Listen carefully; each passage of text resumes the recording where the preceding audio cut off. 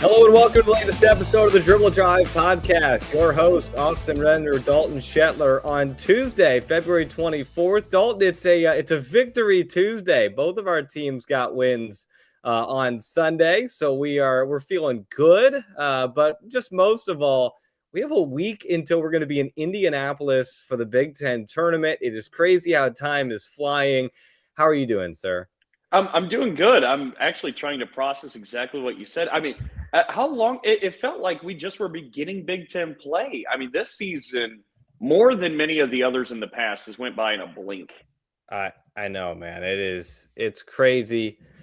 And we sit here now with our final episode of February. The next time we talk to everybody, it's going to be March, and we are going to be having a bracket in our hands with predictions. By the way, programming note, we do plan to go Tuesday a.m. again next week. This has kind of been a good rhythm for Dalton and I in terms of our schedules. So we'll plan to get you your Tuesday preview of the Big Ten tournament in your hands, in your ears, Tuesday morning for you as we get ready for that Big Ten tournament next week. Again, we're a part of the Back Home Network YouTube channel. Subscribe there, stay up to date with all of our episodes in video form. You can also listen to us on Apple and Spotify podcasts. We are on social media as well, Dribble Drive WBB on both X and Instagram. Give us a follow there as we try to grow those, especially on the Instagram account, still pretty new, just a couple weeks old there. So appreciate everybody who has followed along with both of those accounts. Without further ado, Dalton, let's talk some games. We've got a lot to talk about. I want to focus a lot of this episode on what teams are trying to do here over the next week to position themselves for Big Ten tournament, for NCAA tournament. But sure. I do want to give some shout outs, obviously, to some teams and look back at some games.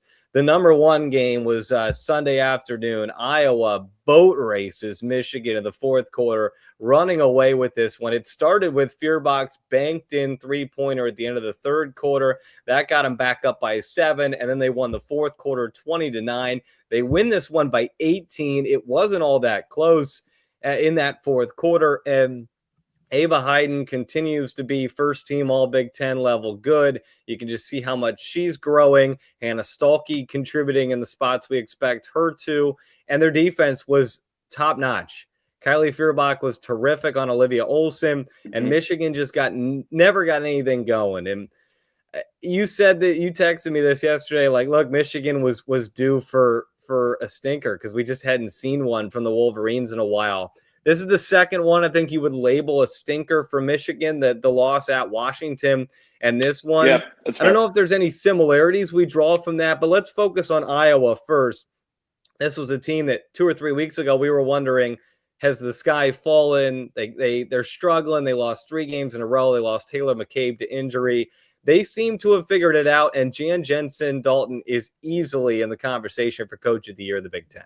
No, and I think, honestly, Austin, unless you just want to reward perfection in history of Corey Close and what UCLA is on the cusp of doing, I think it has to be Jan Jensen in Iowa.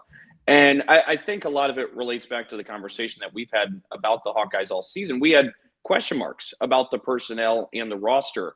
Well, when you are on the brink of finishing the Big Ten season with just maybe 3 losses, that goes to speak to the excellent coaching that we've seen from Jan Jensen. I do also believe the roster and the personnel has been able to surprise us dramatically in a very positive way.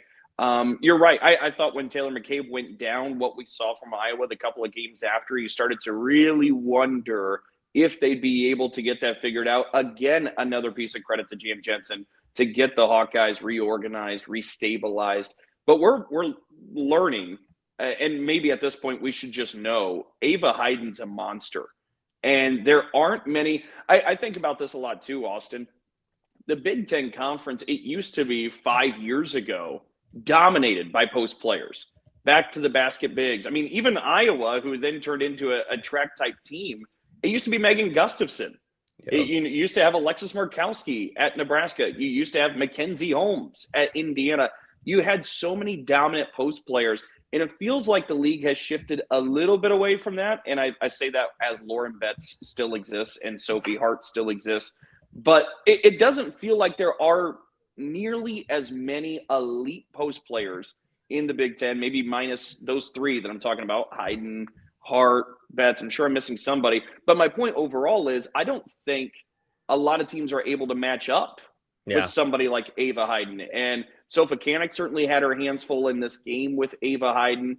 I thought, too, your point about Iowa's defense is maybe the biggest part of it all, too, because I think they also showed a blueprint. And again, tip of the cap to Jan Jensen, that if you just deny Olivia Olson the ball, now easier said than done, but it takes Michigan really out of a rhythm. I'll be curious how, because I don't think many teams are going to be able to duplicate what Iowa was able to do defensively against Michigan the rest of the way. But I'll be curious what some staffs try to throw at Michigan to see if they can't just remove Olivia Olson from the picture. And I also do think, though, Michigan has enough talent where eventually they're going to be able to figure it out. But no doubt about it, on Sunday at Carver Hawkeye, that was absolutely a game ender by just taking Olivia Olson out of the picture there in the half court. Yeah, and then Silas Swords had a rough game too. It just was not a game Michigan's going to look back on finally. And the disappointing thing for Michigan is they had a bye week, so this was coming off of a full week to prepare for this game. Olson goes for 13, Holloway goes for 11, but she turned the ball over 6 times. Silas Swords 3 of 11, 1 of 6 from 3. As a team, Michigan shot 31% from both the floor and the 3-point line and turned the ball over 24 times to That's just unreal. 9 assists. I mean, that's just not what you come to expect from this Michigan team. And so give all the credit in the world to Iowa. But for Michigan, there does seem to be that similarity between that and Washington, where they just have these moments where the offense just kind of struggles. And I don't know what that is. I think in this one, you give a hat tip to what Iowa was able to do defensively. But they got to figure out, okay, when somebody throws X at us, we got to respond with Y. Like, we got to figure out what to do. And KBA and her staff will figure that out. But you know that if Iowa can do this to you, South Carolina is going to do this to you. UConn is going to attempt to do this to you. UCLA can do this. Like, they're going to have to figure out, okay, if the fastball isn't working, what's our curveball? Like, how do we figure out what our off-speed pitch is to land here? So I don't know what that is for Michigan. You've seen them twice this season, and they look darn good both times you saw them. At their best, they're a Final Four team, but this is the type of head scratcher that makes you go, okay, there's definitely, and we've known this, but there's definitely a gap between UCLA and Michigan in the sense of UCLA feels foolproof, whereas Michigan still has those moments where this team falls a little bit short. And I think that's the distinction of the tiers, that UCLA is a national championship type contender. Michigan's ceiling, I think, is a Final Four. That's still a really good ceiling, and I don't think a lot of programs in the league can boast that. And just to give the perspective, Austin, I mean, we're talking about a Michigan team that we've seen play, I believe, 27 games. We know they're really good. Yeah. I mean, you mentioned, like, it's 2 stinkers on the resume at Washington and at Iowa. That's it. Overall, they're really good. But to your point, if your goal is to make the Final Four, once you get into the NCAA tournament, you just can't afford to have one of those. And they still certainly can go on a run, but it makes you maybe a little bit weary from that sense. But overall, this has still just been such a strong year for Michigan. Yeah, we're going to talk about it in our top 5 because I think a lot of Iowa fans, I saw some things frustrated that the AP poll still had Michigan 1 spot ahead of Iowa. Here's what I will say. I still can't get, and I know it's a long season and things have changed. You just compare the way both of them played UConn, and I'm like, okay, like Michigan has that upper gear that maybe Iowa doesn't have. Now, Michigan did not have that upper gear in this game. There's also something too, and I know Iowa did go to Maryland and win that game, and that's a great win. Iowa did not, got a lot of these teams at home. They beat Michigan State at home. They beat Ohio State at home. They beat Michigan at home. Now, I think if I'm as high as I am on Michigan, that's a team that should be able to go on the road and win, and they didn't. And I'm not trying to take anything away from Iowa, but I do think that, it was a really good schedule for the Hawkeyes. And look, I'm an Indiana football fan. I'm tired of hearing people say schedule, schedule, schedule. I get it. I'm not saying that Iowa didn't earn where they're at. but it is nice to get all of these teams at home, and you still have to play the game and you still have to win the game. And they won this one decidedly. Iowa is a terrific basketball team, worthy of a top 10 ranking. But I'm trying to foreshadow the fact that Dalton and I both are not punishing Michigan that much for this performance, which we'll get to in a moment. Michigan State, an impressive win on Sunday as well. Your Spartans went somewhere that felt like kind of unwinnable territory at the moment. Minnesota had won 9 straight games. They had just beaten Ohio State, which we'll talk about in a second. But in the barn, down as many as 10 in the first half. Yes. And Michigan State just kind of took those punches, weathered the storm. And I thought Jaylen Brown was really big in this game, and what she added to the table, getting Rashonda Jones back was helpful, even whether she contributed or not. Just having another able body in there was big. And then ultimately Michigan State, I was watching this first half, and then I started doing some stuff in the second half and had it on. I was like, okay, Michigan State's got the lead. That's impressive. Next thing I knew, it was a 14. What just happened? I mean, walk us through the second half, because it was a terrific performance by Robin Fralick's squad. Well, and you mentioned Jaylen Brown, who nets together 20 points there at the barn. She was explosive offensively. But, folks, we really have got to start talking about Michigan State being at its best with its bench production. And that features freshman Amy Tarian. Yes. This freshman from Pewaukee, Wisconsin, simply saved the Spartans behind in Happy Valley a couple of weeks ago when Michigan State was trailing by 16 to Penn State. And the Spartans were 2 for 20 from three-point range at the time. Amy Tarian checks in, immediately hits 3 threes in 3 minutes of play, cuts the deficit to 1, and then the Spartans never looked back. In this game, she gets called upon, enters the game, and she's just fearless. Besides being a really good shooter, just fearless. The second 3 she hit was maybe 6 or 7 feet behind the three-point line. When she went to take it, it was almost just a surprise.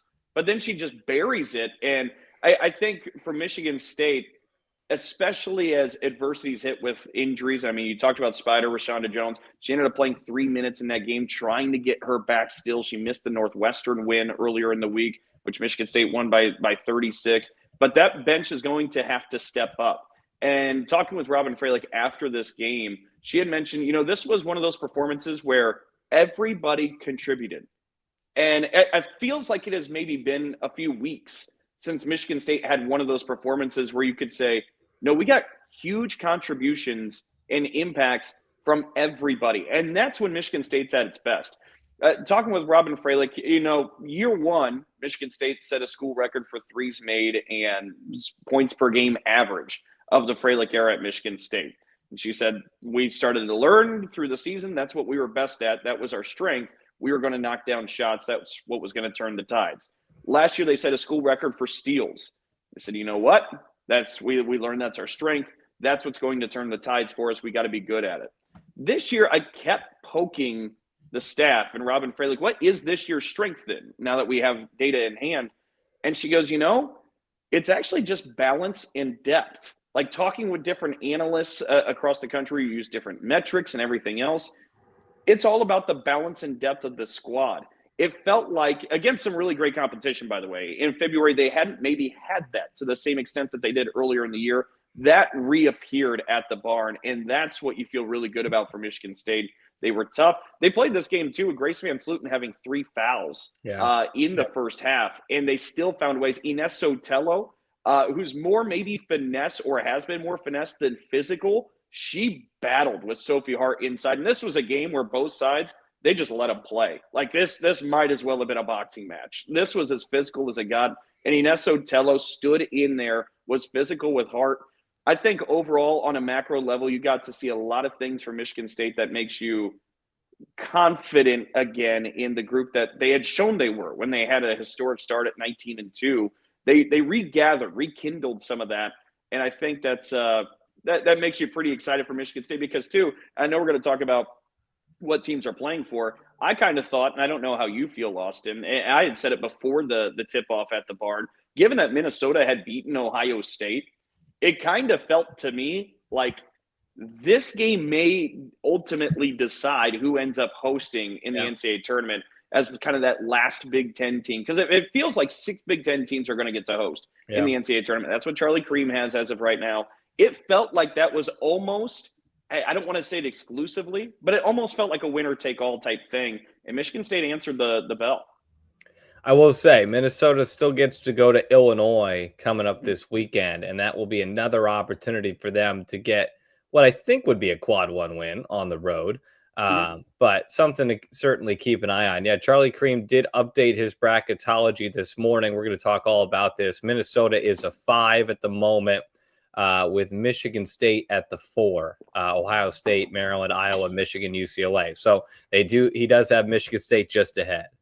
I forgot to mention, too, in that game, Isa Alexander, who was the starting center for Michigan State, got to come back. She made her debut after missing 56 days. She was hurt in December against Rutgers. She came back. She played 7 minutes. Still didn't maybe look like herself, but Michigan State getting her back, and even if it's spot minutes, that's a big deal. But it's certainly worth noting in this conversation. You distracted me with the bracketology. I was going to make that same exact statement, and then I went a different direction.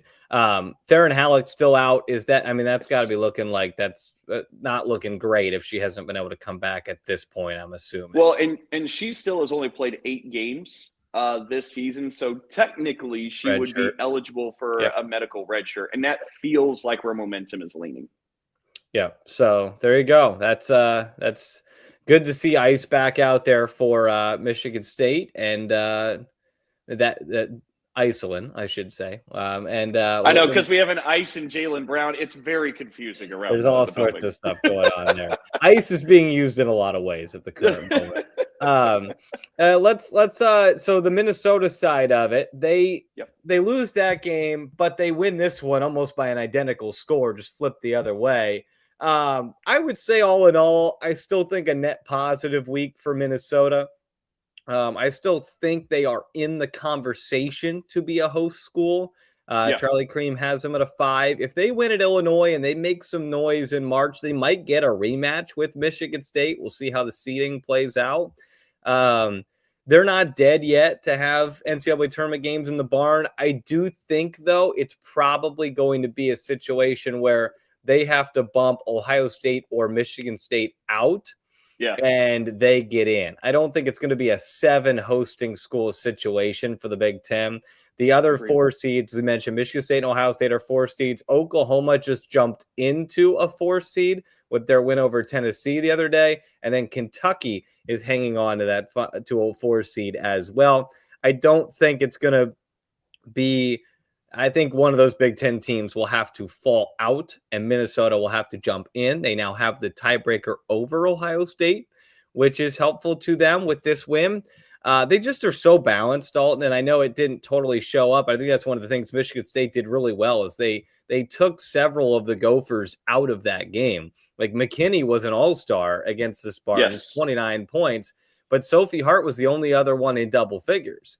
And in this game against Ohio State, they just showed off their balance. And they had 18 from Hart, 18 from Braun, 13 from Battle, who had 12 rebounds. In fact, Hart, Braun, and Battle combined for 49 points and 31 rebounds. So a really good showing from them. Grace Grohalski had 12, knocking down 4 3-pointers. They blitzed Ohio State in the third quarter, which gave them some separation for them to hold on to win this game because Ohio State was winning at halftime. And Minnesota won the third quarter by 14, eventually winning the game by 13. So again, I think a net positive for Minnesota. They've still won 9 of their last 10 games. They still are bringing a ton of momentum and a very experienced veteran team into the tournament. But their senior day, an emotional day for a lot of those players because a lot of them are seniors, ruined by Michigan State. But they're still going in with a ton of momentum, especially if they win at Illinois. Now, if they lose at Illinois, I think their hosting that bubble is burst, and they'll just have to be a 5 or a 6 seed that could make some noise on somebody else's court. No, I think that's completely fair. And I did want to mention too on the Minnesota side, now getting to see them obviously in person, because so much of our conversations, right, is based on what we actually get to see in person. I didn't feel like I got to see the best Gopher squad, obviously, because they lost to Michigan State in this game. But Grace Berholski and Mara Braun simply just had an off day, an Yeah. off night against Michigan State. I think you do give credit to the Spartans defensively. What I find really interesting is that Michigan State and Ohio State play similar styles in terms Mhm. of their ball pressure. I mean, they're a little bit in the same class. Like I think you would categorize them the same. For Minnesota to handle Ohio State's defense a little bit, but then struggle so much against Michigan State, I think says the Spartans just had some really good execution when they went to the barn and were able to just disrupt. They just made Minnesota uncomfortable at times. Groholski and Braun never really felt fully comfortable, but I also just think that some of it is they just had an off night, which for them, to your right, to your point, it's senior night. It's a bit of a bummer because it feels like that whole class has been there for 10 years now. There at Minnesota. I mean, that is a very seasoned group. Still really high on the Gophers. I just don't think they had their best that game, but you're afforded to drop 1 out of 10 in this Big Ten league. And that's what Minnesota did. But I did also want to tip the cap to the barn, Austin, because 7,000 and I believe it was 88 people showed up in Minneapolis, and that place was rocking. And Yeah. every time Michigan State was punching into that game, that crowd was trying to will Minnesota back into it. It was really cool to see. If Minnesota does end up hosting the NCAA tournament, that place is going to be electric, and the Yeah. fans really showed out there on that Sunday. And look, if they end up going on the road, they already won at Carver Hawkeye Arena. I mean, Yeah, there's not many more difficult places to win on the road in college basketball than on the women's side than Carver Hawkeye Arena. They have 2 top 10 wins this season now with this one over Ohio State. Don Putzwight's team is just fine. But really, I think I came away more of like, all right, Michigan State, that's what you needed. Like that felt agreed. cathartic for Michigan State. Like, okay, Yes. finally, like that's the moment. It had been a while since Michigan State had picked up one of those wins. Yep. And I think, and the AP poll reflected that Minnesota moved up a spot in the AP poll this week, saying, you know what, you came out net positive. You got a top 10 win. We're going to give you a spot. This was a big one. Right before your game on Sunday night, Nebraska takes down Washington 66-65 on a Britt Prince three-pointer with about 7 seconds left in the game. Washington doesn't get their shots to fall. They had a couple opportunities at putbacks and couldn't get it. And Nebraska picks up quad one win number 1 on the season.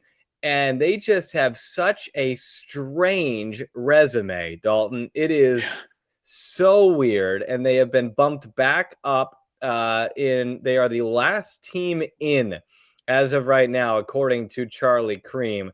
They were looking a little bleak there for a moment.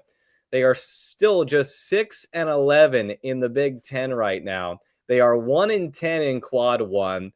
But this was a road win against a Washington team we expect to be firmly in the NCAA tournament. And they finish with Rutgers this weekend. So they should get to 7-11 in the Big Ten. It's just going to beg the question. I think there's a couple of these with Oregon, and we'll talk about in a second, because Oregon is sitting at 7-9 in the Big Ten right now. If they don't get to 500, we've pretty much not even talked about them being on the bubble. But I mean, you're looking at 2 Big Ten teams that could be under 500 this season in the Big Ten and could both make the NCAA tournament. So it's a weird year. There's some weird resumes going on right now. Oregon is firmly in as an 8 seed, and I have no issues with that. To me, Oregon won at Maryland. That's a great win. Oregon beat Illinois. That's a good win. Nebraska also beat Illinois. If Oregon can beat Washington, Nebraska has a win over Washington now. So and Oregon won at USC too, which is a really nice road win.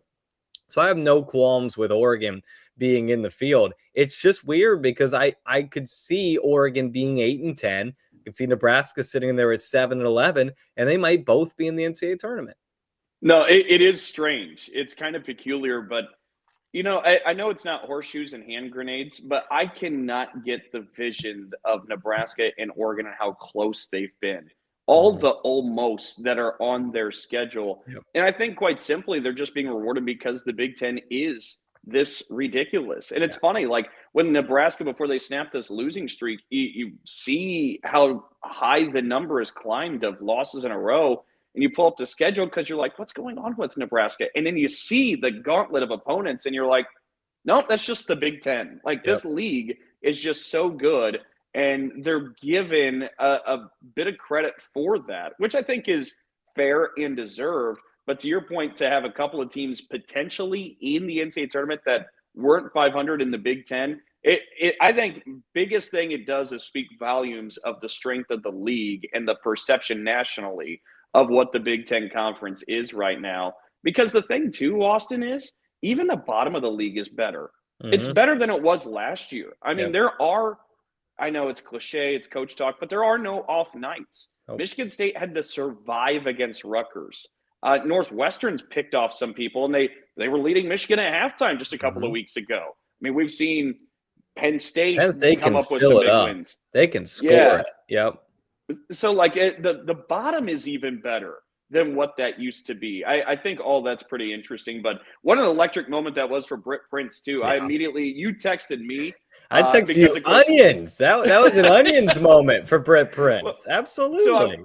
I watched the shot and then I immediately went and found Matt Coatney's call and heard the "You betcha." I was so Oh excited for man. Matt Coatney and them. What a great win. You can see how much it meant to them in some of the videos after the game in the locker room with Amy Williams and the squad, because they were on a brutal losing streak. And it felt like if they lost that game, Dalton, even if they beat Rutgers, they were going to be 6-12 in the Big Ten without a quad one win. And that felt like it was going to be one step too far for Yeah. Yep. Nebraska. This win might be just enough. Now, can they get one in the Big Ten tournament and really make sure, all right, we're good? Like so it looks like they're going to be there's and I've got a notebook here of scenario situations. Nebraska most likely is going to be sitting in that 12 spot. They could potentially climb to the 11, probably in the 12. So they're going to play somebody in the area of Wisconsin, Indiana, or Purdue or Penn State. Okay. Cannot lose that game. Agreed. Cannot. Because then you've got a sour taste in your mouth in front of the selection committee that you went one and done in the Big Ten tournament after a 7-11 conference season. Now, Charlie Cream always tells us the bubble's different every year. And sometimes it's a weak bubble and whatever it may be. But you do that, all of a sudden a couple of what do we call it? Bid stealers come out of a couple of conferences. Like you're looking at maybe like the Ivy League or the MAC. Like at Miami of Ohio and Ball State have both had great seasons. I don't think they can both get in, but maybe. Like you just look at a couple of conferences and you're like, bid stealers could be the reason Nebraska misses the tournament. So they're going to need to do some work in Indianapolis, but this was a great first step for them because this was a much needed victory for Amy Williams' squad. On the flip side, Dalton, isn't it weird? I feel like Washington is better this year than they were last year. Agreed. And if they lose to Oregon on Sunday, they're going to be the same record they were last year, 9-9 in the Big Ten. Now they could beat Oregon and Eugene and be 10-8, but it does feel like we've been robbed of healthy Ella Dean playing with this version of Savia Sellers, with this freshman and Bryn McGoy in Avery Howell.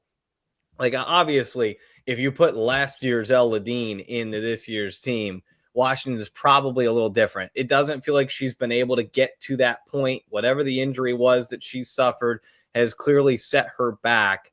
But Washington and Oregon are two teams where I'm like, I think they're both better than last season. And yet they're both either going to likely end with the same record or a worse record. Like Oregon was 10-8 in the Big Ten last year, which is incredible what Kelly Graves was able to do with that team last season. But they're not going to be any better than 9-9. And I feel like they are a better team than they were last season. That's a big game on Sunday between Washington and Oregon. No, I completely agree. And the point of Washington, I mean, in the preseason, we both thought really highly of the Huskies. And I Hmm. still think the Washington Huskies are a really good team. I think they're the most confusing team in this league right now. And maybe it's because it's such a wide variance. This is a streaky team. Yeah. And when Savia Sellers is just filling it up like a microwave, they're going to beat just about anybody outside of UCLA, maybe Michigan. Well, actually, they even beat Michigan. They But did. Yep. so, I mean, outside of UCLA, then, I mean, they could beat anybody from Michigan on, and they could also lose to just about anybody if they're just going cold. I hate to just boil it down to make or miss type of analysis, but they just feel wildly streaky. When they're on, they're on. When they're off, they're off. And I don't think anybody has the same variance degree that Washington does. They beat Minnesota by 13. They won at Maryland. They beat Michigan, but yet they've also lost to Nebraska at home. They lost at Purdue, which was a weird one. They lost to Stanford in the non-con, which is one that hasn't aged incredibly well for them.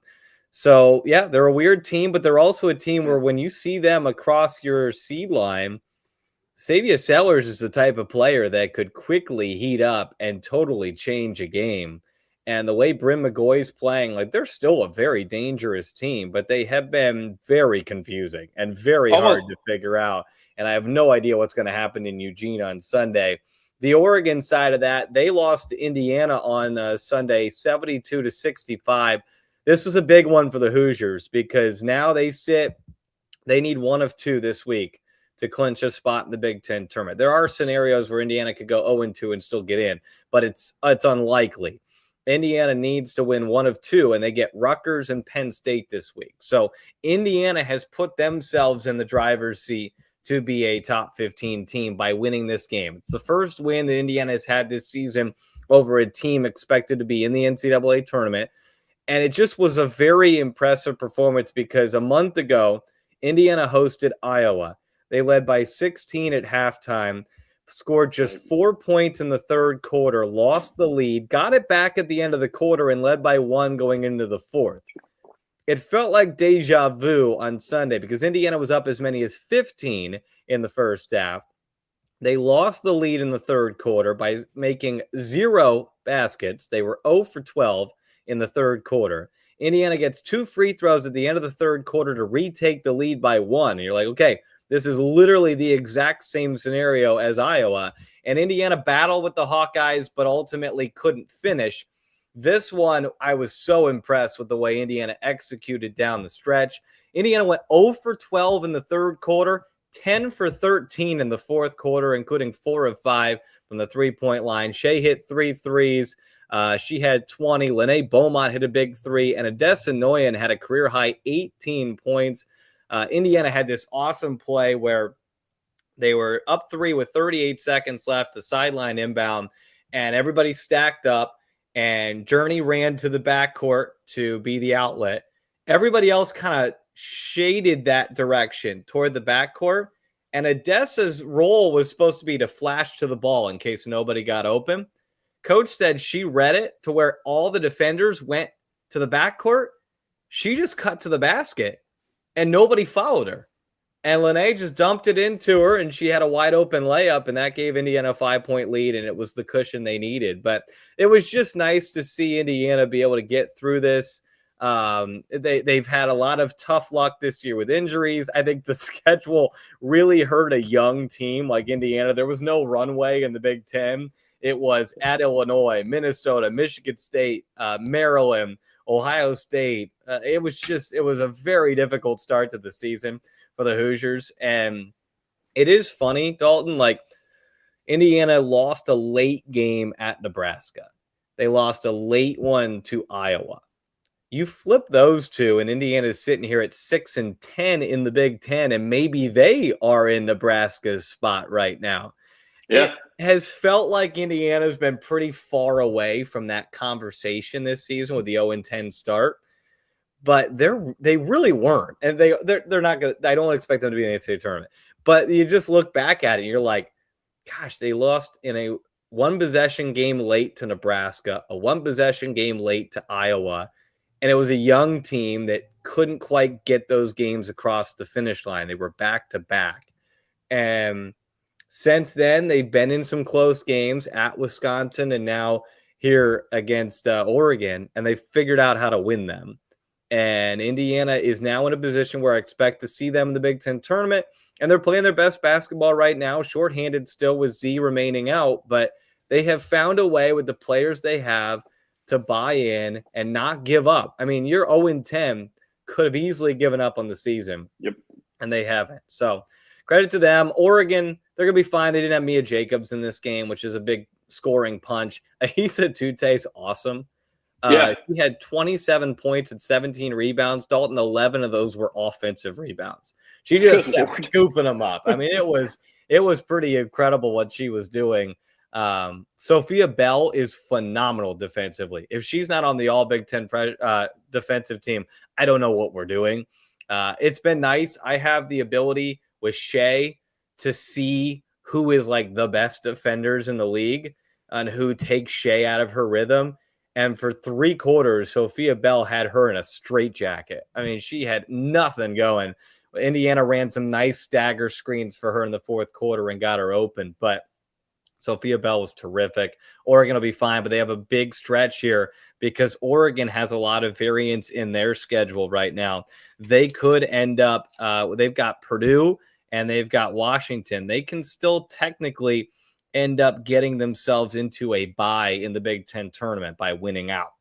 And they would finish 9-9, and they would need some help, but they have the tiebreaker over Illinois by beating them head-to-head, and then they would get Washington on Sunday in Eugene. So Oregon still has a lot to play for. Indiana still has a lot to play for. This was a good win for the Hoosiers. Sorry, I know I just ran with that for like 5 consecutive. No. All good. If we're going to shout out the Hoosiers, I don't have a graphic for it, but Penn State's playing some really good basketball right now, too. They also got off to a really poor start. I think they were 0-11 in the Big Ten, and they now sit at 3-13 with a win over Rutgers. Keomi McMiller is sensational. 37 in this game against Rutgers. She's so good, and I think we forgot about her a little bit, but she's terrific. And probably a second team all Big Ten worthy. I think she's tied for 3rd now in the conference in scoring. And she's doing a lot of heavy lifting to get Penn State back into this conversation. So let's transition. Actually, first, we've gone 37 minutes. Congratulations to the UCLA Bruins. They are the Big Ten champions. I think we all expected this, but yeah, a round of applause for Corey Close and her team. They're just doing some sensational things.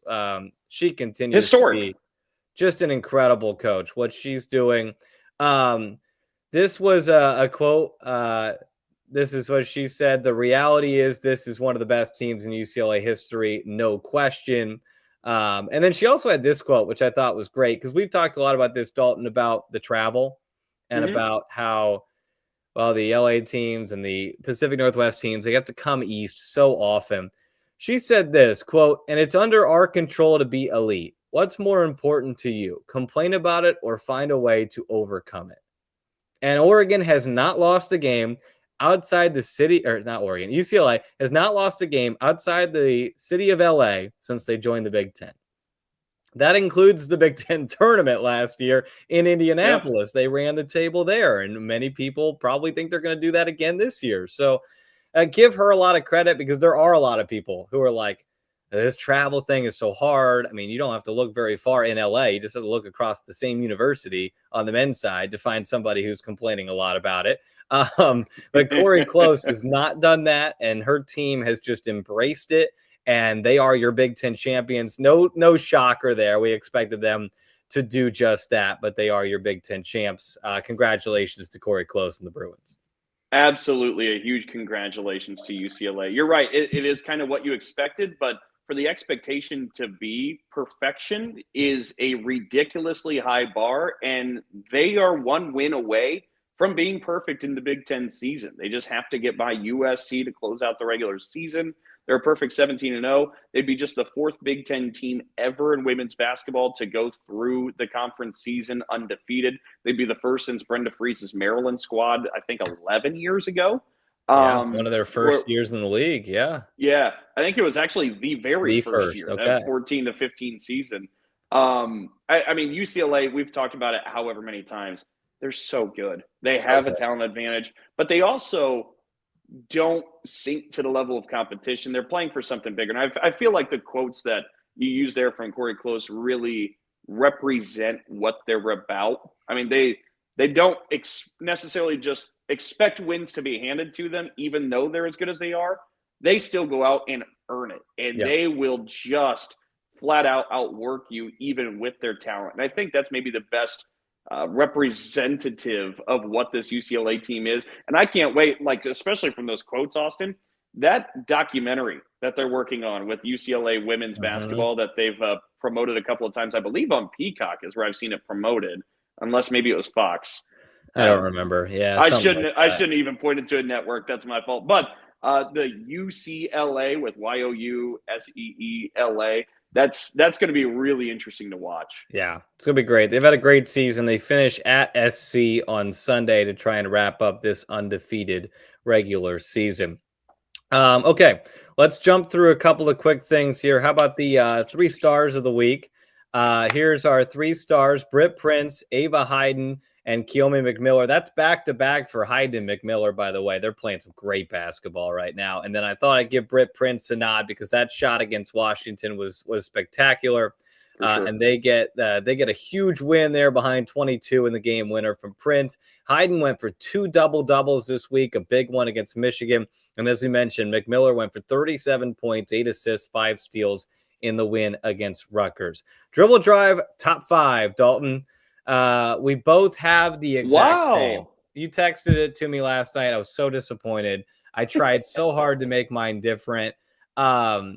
It's so weird. The tiebreakers are so, like, the head-to-heads are so hard to figure out. Like, yes, Iowa beat Michigan. I still believe in my heart of hearts that Michigan is the better basketball team, and we might find that out in Indianapolis if they play again on a neutral site. Ohio State at 4, Michigan State at 5 for both of us. I had such a hard time dropping Minnesota 2 spots. They're sitting at 6 right now for me. But it's like, okay, like Ohio State lost to them. So it's like I should have them up there, but I don't want to drop Ohio State that much. Like, I still think Ohio State's a top 5 team, but then Michigan State beat Minnesota on the road. Like, that's where the head-to-heads mean a lot to me when you do it on the road. So, like, Michigan State to me had to be ahead of Minnesota because that was really impressive. I don't know. I think you could do anything you want from 4 through 7, including Maryland in there as well, who's one of the hottest teams in the Big Ten right now. So what was your rationale to where you got everybody? Well, I feel the exact same way you do. I feel pretty confident about 1, 2, and 3. You could have the argument about flipping 3 and 2, and I could listen to that because of the head-to-head. But to your point, it was at Carver Hawkeye Arena. I still don't want to discredit. I don't want to make it sound at all like we're taking anything away from Iowa. I just have seen Michigan lose by a bucket to UConn. And we saw Iowa play that same UConn team. I mean, to your point about a representative or a sample size. And also, they both played UCLA, and Michigan was able to punch with UCLA. Michigan is close to beating a couple of those elite teams, and I don't believe Iowa is close to beating the elite teams. That's maybe the distinction I'm making between 2 and 3, between Michigan and Iowa. 4 through 7, I mean, whatever you want to do. Ohio State, Michigan State, Minnesota, Maryland. I thought, if we're doing it of the moment, I still think Ohio State's a really good team. Just a month ago, they had that non-conference win over TCU. They've been great all season. But for Michigan State, like you had said, it was a statement for Michigan State leaving Minneapolis.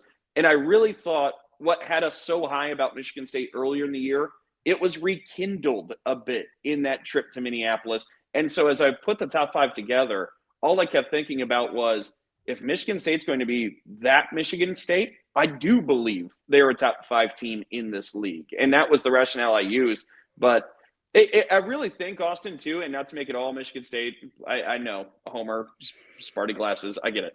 But that win over Northwestern earlier in the week, that was the first time they've not had to play a top 10, top 20 team in a little while. And it just kind of felt like they exercised the demons in some ways. And I really believe it just injected confidence back into the squad. And I think they showed up with a swagger to Minneapolis that had maybe been missing for a couple of weeks. And so if that swagger is back, if that confidence is there, I think you have to feel pretty good about Michigan State. I do feel pretty good about it. Just seeing what they did on Sunday. Here's the standings right now in the Big Ten as we stand here, Dalton. This is a fantastic finish to the season we're going to have here. This is really going to be a lot of fun. So UCLA has clinched the one. We know that they are there. I know Iowa and Michigan have the same record. So you might be thinking, well, how does Iowa have the double bye clinched, but Michigan doesn't? Don't you worry. I spent some time on this. All right. We're sitting with 13-3 right now for both of them. If they end up at 13-5, both of them, Ohio State gets to 13-5 and Minnesota gets to 13-5, we've got a 4-way tie for second place. That actually leads to Michigan becoming the 5 seed. So if that situation happens, which again, that would require Iowa to lose out. I don't think Iowa's going to lose out. Michigan to lose out. Their schedule's tougher. They go to Ohio State and play Maryland. It would require Ohio State to win one of two, which would mean beating Michigan but losing to Michigan State, and then Minnesota to win at Illinois. If all that happens, then Michigan ends up as your 5 seed. So they have technically not clinched a top 4 seed yet. Ohio State has the 4th seed at the moment. It's perilous because Minnesota has that head-to-head tiebreaker over them. So if it ends up in a position where Minnesota beats Illinois and Ohio State does split, which is extremely feasible, they could go 0-2. They still have to play Michigan and Michigan State this week. So it's not easy for Ohio State. But those two teams are battling. And then Michigan State's not out of it yet, Dalton. Michigan State can still get a top 4 seed by getting themselves to 12-6. And then being in that situation where they own the tiebreaker over both Ohio State and Minnesota. And they jump in to the 4 seed. Now, the wrinkle in that is that Maryland is also not dead yet. If Maryland wins their final 2 games, which is Northwestern and then at Michigan, they would get to 12-6. And if it's a 4-way tiebreaker between Maryland, Michigan State, Minnesota, and Ohio State, Maryland gets the 4 seed. If it's a 3-way tie between Ohio State, Minnesota, and Michigan State, then Michigan State gets the 4 seed. So Michigan State doesn't want Nebraska. You guys have to actually root, or not Nebraska.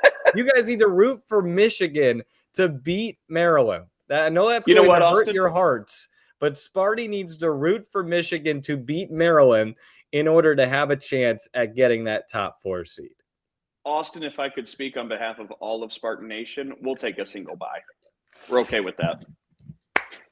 I love that. Well, there's a few things here, Dalton, that are interesting. Number one, do you want to be the 4 or the 5 seed, or do you want to be the 6? And then you don't have to play UCLA early. And then around that yellow line, is the 10 better than being the 8 or 9? Because the 8 or 9 gives you a chance to beat a good team, USC, Illinois in this situation, but then you got to play UCLA.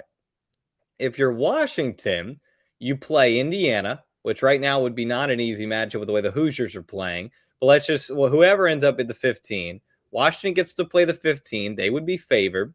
Then they would move on and they would play Maryland, which not an easy game, but they've already beaten Maryland this year. And Maryland is, I think everyone would agree, more beatable than UCLA. And then it's Iowa, who again is really good, but probably more beatable than UCLA. So is being the 10 or the 11 a more desired route than being the 8 or 9? If you're trying to win the whole darn thing, I think it might be. If you're simply there, if you're Illinois and SC, to be like, hey, let's just get a win. That's a really good win. See what we can do against UCLA and go get ready for the NCAA tournament. It's not a big deal. But if you're trying to win the whole darn thing or get to the semifinals, it might be more advantageous to have to play that extra game on Wednesday.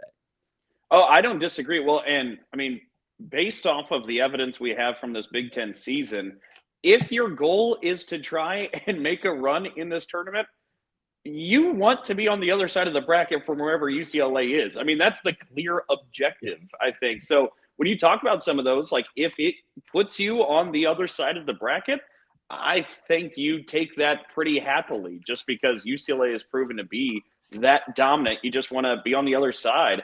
But I do think it's interesting too. And based off of what I've experienced, I remember in Freilig's first year at Michigan State worked so hard to earn that double bye. And then everybody was so excited. You get to Minneapolis, and then Michigan State plays Nebraska in that first game, and Nebraska immediately bounced Michigan State out. Yep. And it was kind of a revelation for a lot of us at that time that maybe the double bye just isn't as worthy or as worthwhile or as valuable as maybe you make it to be in your mind. So I think a lot of this can be kind of ebb and flow. I don't think you have to live and die with the different seedings. I think it's fascinating to talk about, and it's always kind of fun, especially for you and I, a couple of nerds, to take a look at all the math behind it all. But I think if your MO going into Indianapolis is we want to make a deep run here, be on the other side of UCLA. And if maybe you find yourselves in a couple of spots, especially teams like you talked about Minnesota, maybe still having options to host or dreams of still hosting in the NCAA tournament. And I do think that's still alive. Yeah. If you're Minnesota here, you're like, okay, we got to beat the winner of Wisconsin and Nebraska based on this video graphic. And then we got to beat Ohio State. Like, I think there's maybe getting a bit of a primer of if you are going to uplift your resume, knocking off a team in that round, either the winner of Wisconsin, Nebraska before facing Ohio State, that might help. But I think that's all the real analysis to it. Totally agree. In the middle part there, Maryland has the biggest variance right now. They could be a 4 seed, they could be a 10 seed, they could be anywhere in between. That's a director of ops nightmare for Maryland. They don't know what to plan in terms of when they're traveling to Indianapolis. Now, if they beat Northwestern, they will clinch a bye. So I think most of us would expect them to win that game on their home floor. Sure. So I think the 10 is, if we're being honest, is probably not in the cards, but technically, mathematically, it is. But the more fascinating thing is USC, Illinois, Washington, Oregon. If they all finish tied at 9-9, then Illinois and Washington would get bumped below that yellow line, and Oregon and USC would get the bye. But again, then you're in the 8-9 game, and then you got to play UCLA if you win. So I don't know how coveted that is. Around the red line, Northwestern is still mathematically in it, but they do have to beat Maryland on the road. So that would take a Herculean effort from Joe McEwen's squad. Let's say, for scenario reasons, they don't win that game. They get eliminated. Rutgers has already been eliminated. So now it comes down to Purdue, Indiana, Penn State. There is still a scenario where all three of those teams could miss the tournament. There is a scenario where Wisconsin misses the tournament, believe it or not. Oh, wow. If Wisconsin, Purdue, Indiana, and Penn State all end up 5-13, Wisconsin would lose that 4-way tiebreaker, weirdly enough, because Wisconsin has losses to Purdue and Indiana. So they would lose that tiebreaker and they would fall out. And Wisconsin finishes with Iowa. So it's going to be a tough one for Wisconsin. They could very well be 5-13. What does Penn State need to get in? Well, first off, they're going to need to win out. Or they're going to need to at least beat Indiana on Saturday. They play USC at home on Wednesday. That's going to be a tough one. But they can get in at 4-14, but they're going to need Purdue to lose out, which is possible. Purdue plays Oregon, then they travel to Northwestern. They will need Indiana to lose out, which requires Indiana to lose at Rutgers. I don't even know if we're going to make it to Rutgers at this point with the weather. And then Northwestern to be 4-14 as well and get into this tiebreaker where then Penn State takes it. So there's a lot of scenarios that need to happen. If Indiana loses to Rutgers, then the Penn State-Indiana game on Saturday becomes a play-in game. Purdue still has scenarios where they can fall out. Indiana has scenarios where they can get up to the 13 seed and get into a situation where they could play Nebraska, a team they barely lost to on the road, because Indiana has the tiebreaker over Wisconsin, so they could still jump the Badgers. So there's still some movement down there, but it really does feel like it's Purdue, Indiana, Penn State. One of those three is going to miss. Penn State and Purdue both missed last season, so they don't want to do that again. that's the scenario talk. I know Dalton's got to jump here, so let's just quickly throw big game schedule up here. It's obviously a big week because it's the last week. Some of the notables, Dalton, anything jump out to you as you're reading through these games? I think Ohio State has a really big week because they host Michigan and then they travel to Michigan State. Yeah. I don't think you really want to end the season where you drop your last three of four with the Minnesota 3 of 4 with the loss at Minnesota and those two. I mean, Ohio State's still really good, but I think just for confidence and momentum, that's a thing. But Michigan, that's a big week too, at Ohio State and then hosting Maryland to close out the season. Those are a big couple of games for Michigan. And I don't know how the Wolverines would feel about their Big Ten tournament seedings, but you do know for the NCAA tournament seedings, you want to be staying on that 2 line if you're Michigan. And I don't foresee them losing the last 2 games and losing out the rest of the regular season. But those are a tough 2 games to be thrown at you in your final week. Yeah, I think for Ohio State, they are now getting a little perilous on that hosting line. Charlie Cream has dropped them down to a 4. If they lose both those games, especially the head-to-head to Michigan State and they lost the head-to-head to Minnesota, I don't think Ohio State's hosting. So they need to get some of these wins this week. And for Michigan, you're right, to stay on the 2 line, they probably need to get at least one, if not both games, to feel like you're going to be a 2 seed. Big week for Illinois. They're going to go to Iowa and host Minnesota. If you can get one of those, maybe Illinois could get off the 8-9 game. Maybe they could get to a 7 and feel good about themselves and a chance to make a run in the NCAA tournament. Obviously, we've got Penn State, Indiana Saturday, Purdue Northwestern Sunday. Those could have some big implications on the bottom of the Big Ten, and Washington, Oregon could have some real implications on who gets the bye into the Big Ten tournament second round. For sure. Last point I wanted to bring up too, you brought up Purdue Northwestern.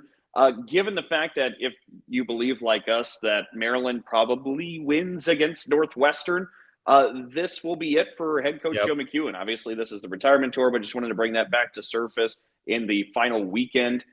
This would be the final game he coaches against Purdue. This would be the final game for him at Northwestern. We're talking about a coach who has the 3rd most wins in college basketball right now behind Gino Auriemma and Bill Fennelly. So this could be a real legend of the game's final game coaching, and that's something to pay attention to this weekend. Again, both Purdue and Indiana are in with a win. Penn State needs to get at least one win. It needs to be over Indiana, and then they need some help from the Hoosiers and the Boilermakers and the Badgers to try and get their way into the field. Well, Dalton, I know you got to run. You got to go talk to your head coach, Robin Freilich, about victorious win in the barn. Plenty of good things to talk about there. Thank you all for listening. We've had a lot of comments in the chat. One guy, Sean, who's been with us a lot this year, asking if we're going to make it to New Jersey. I don't know, Sean. We have been delayed 2 hours, but we are still scheduled to fly out today. So hopefully we're going to get out there. Shout out to Vincent Baker, who's been listening to us today with a lot of comments in the chat as well. Thank you to everybody who's listened to us and watched us live, or if you're doing this after the fact, we really appreciate it. Tell a friend, because next week we're talking March. We are in March next week. When we talk to you, it'll be a week from today, Tuesday morning. We'll do this live show again, previewing the Big Ten tournament. So excited for that. And then Dalton and I will be there a week from tomorrow for some Big Ten tournament action. Thanks for listening to episode 91 of the Dribble Drive. We're on the Back Home Network YouTube channel and Apple and Spotify podcasts. You can find us on social media as well, Dribble Drive WBB on X and Instagram. For Dalton Shetler, I'm Austin Render. Stay safe out there if you're out on the East Coast. Hopefully you have power and some warmth. For Dalton, I'm Austin. We'll talk to you guys next time.